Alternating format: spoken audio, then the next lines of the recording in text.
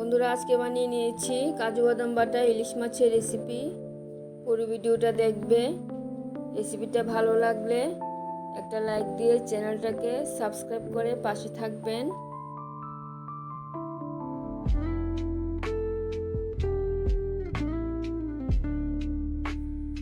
ইলিশ মাছগুলি ধুয়ে নিয়েছি। যতটুকু মাছ রান্না করব ততটুকু মাছ নিয়ে নেব। মাছের পিসগুলির মধ্যে লবণ, হলুদ আর অল্প সরষের তেল দিয়ে মাছের পিসগুলি ভালো করে মেখে নেব।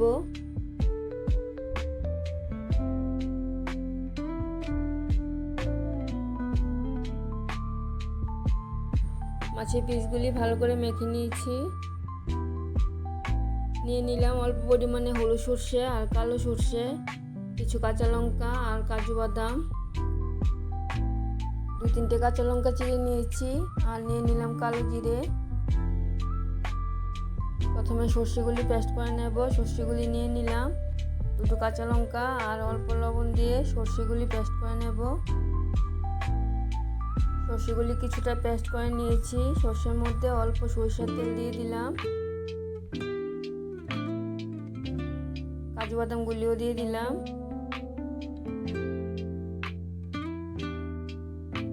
আর দিয়ে দিলাম অল্প কাশ্মীরি লাল লঙ্কার গুঁড়ো, অল্প হলুদ। সবকিছু একসাথে ভালো করে পেস্ট করে নেব। দেখো, আমি একদম মিহি করে পেস্ট করে নিয়েছি। কড়াইটা বসিয়ে দিয়েছি। কড়াইয়ের মধ্যে সরিষার তেল দিয়ে দিলাম। তেলটা ভালো করে গরম হয়ে গেলে তেলটার মধ্যে সামান্য হলুদ দিয়ে দেব।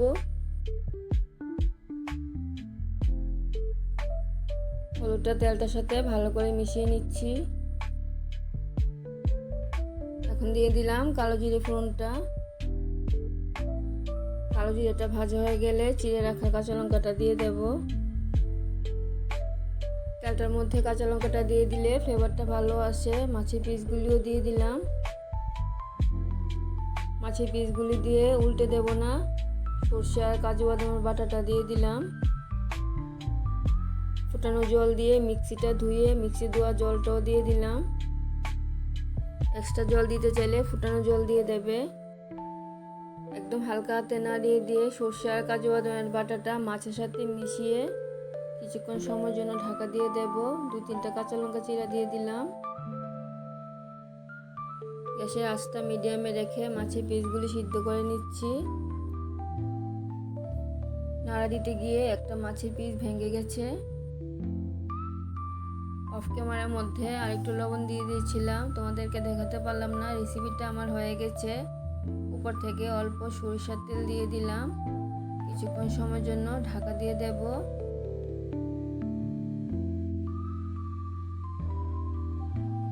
ঢাকাটা খুলে দিচ্ছি। দারুণ সেন্ট বেরোচ্ছে ইলিশ মাছের এই রেসিপিটা তোমরা বানিয়ে খেয়ে দেখবে।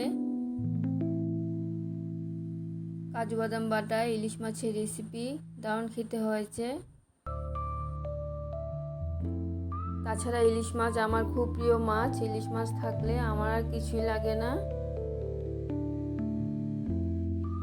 ইলিশ মাছের রেসিপিটা দারুণ খেতে হয়েছে। আবার দেখা হচ্ছে পরের ভিডিওতে। সবাই ভালো থাকবে, সুস্থ থাকবে। ধন্যবাদ সবাইকে।